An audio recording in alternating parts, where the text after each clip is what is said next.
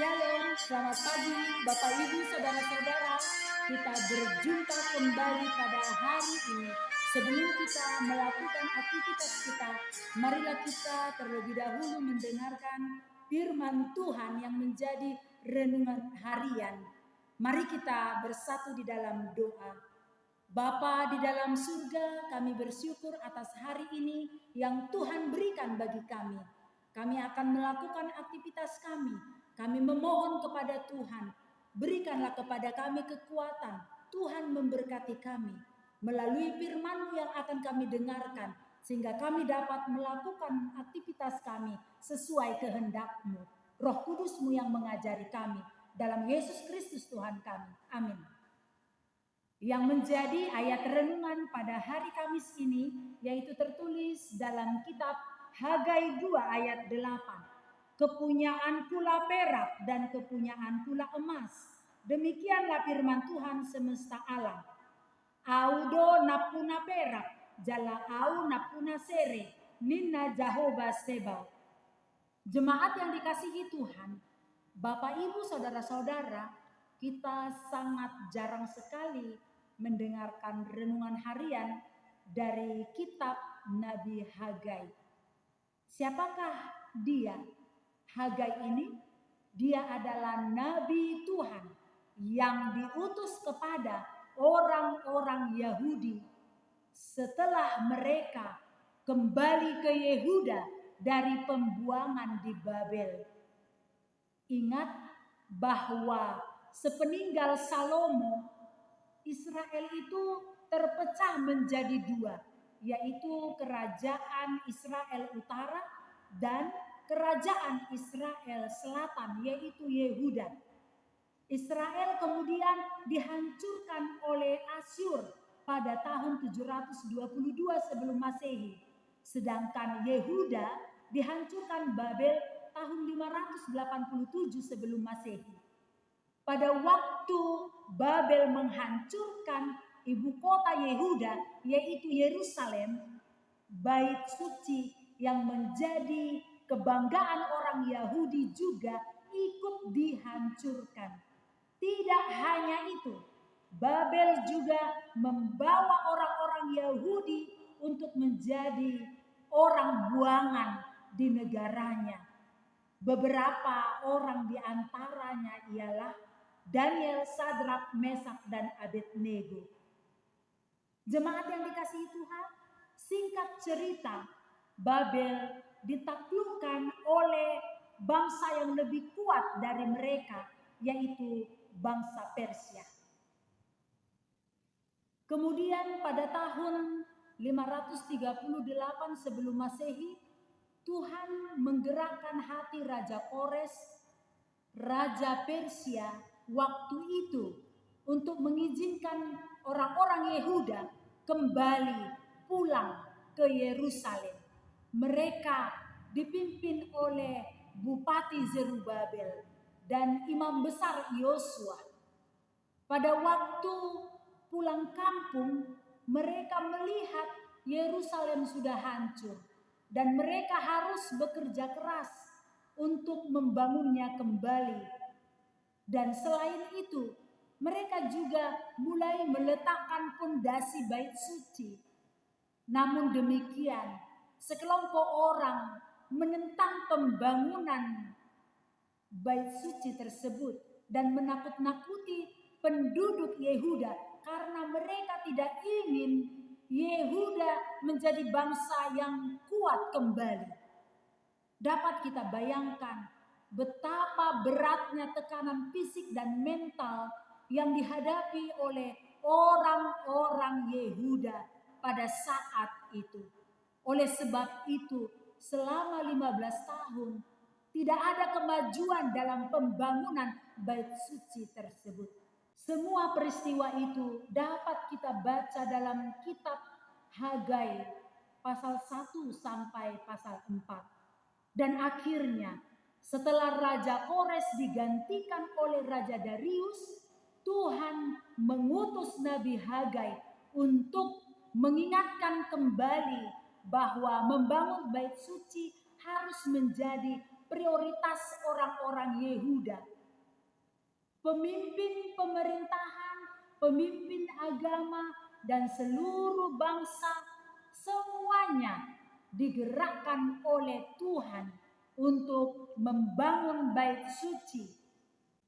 Pada saat pengerjaan pondasi selesai, seluruh umat bersorak-sorai karena selama berada di pembuangan Babel, mereka sangat merindukan bait suci. Generasi muda yang lahir di pembuangan Babel belum pernah tahu apa dan bagaimana bait suci yang didirikan oleh Raja Salomo dulu. Sehingga pada saat mereka mendirikan bait suci tersebut, mereka sangat senang sekali, para generasi muda tersebut. Tetapi generasi tua yang pernah tahu bahwa ketika Raja Salomo memimpin bangsa Israel, ketika itulah bait suci itu berdiri megah, indah sekali. Karena pada saat itu Raja Salomo dapat mendatangkan material yang sangat bagus dan juga mempunyai dana yang cukup. Melihat situasi itu, disitulah Tuhan mengatakan firman-Nya melalui Nabi Hagai agar mereka tidak takut walaupun serba kekurangan. Pada waktu membangun bait suci yang pertama, Salomo itu mampu memperkerjakan orang-orang terbaik dan mendapatkan material yang bermutu sehingga bait suci dibangun dengan megah. Tetapi pada waktu membangun bait suci yang kedua ini, setelah bangsa Yehuda pulang dari pembuangan Babel, mereka tidak mempunyai makanan, mereka tidak mempunyai hasil panen yang baik. Kemampuan mereka pun terbatas, mereka tidak mempunyai materi untuk itu. Melihat situasi itu, para tua-tua Yehuda patah semangat. Ketika generasi berganti lalu menghadapi kesulitan, mereka patah semangat. Dalam pelayanan ini juga terkadang para pelayan Tuhan juga patah semangat menghadapi kekecewaan. Seperti halnya tua-tua Yehuda itu. Melalui firman Tuhan tersebut, Tuhan kembali menguatkan janjinya yang telah diberikannya kepada nenek moyang mereka pada saat Musa, bahwa Tuhan akan diam di tengah-tengah orang Israel dan akan menjadi Allah mereka. Penyertaan Tuhan yang dirasakan oleh nenek moyang bangsa Israel juga akan terus dirasakan oleh keturunan mereka pada zaman Zerubabel dan imam besar Yosua. Inilah yang menjadi dasar kekuatan bagi setiap para pelayan Tuhan dan bukannya kekuatan duniawi. Karena itu Tuhan juga menegaskan bahwa kekhawatiran tua-tua Yehuda karena kekurangan material tidak beralasan. Sebab beginilah firman Tuhan semesta alam. Sedikit waktu lagi, maka aku akan menggoncangkan langit dan bumi, laut dan darat. Aku akan menggoncangkan segala bangsa, sehingga barang yang indah-indah, kepunyaan segala bangsa datang mengalir. Maka aku akan memenuhi rumah ini dengan kemegahan. Firman Tuhan semesta alam. Kepunyaan pula perak dan kepunyaan pula emas. Demikianlah firman Tuhan semesta alam. Walaupun saat itu bangsa Yehuda tidak memiliki sumber daya yang melimpah pada zaman Salomo, tetapi Tuhan tidak pernah kekurangan. Tuhan tidak perlu bergantung kepada siapapun karena Dialah pemilik semesta. Allah sanggup menyediakan sumber daya apapun yang dibutuhkan dalam pelayanan. Suatu saat demikian nubuat Hagai. Kemudian bait suci pada zaman Zerubabel ini akan melebihi kemuliaan bait suci Salomo. Dan pada zaman Raja Herodes ratusan tahun lamanya hal itu terjadi karena Raja Herodes mengambil hati orang-orang Yahudi. Karena itu fokuslah pada janji penyertaan Tuhan.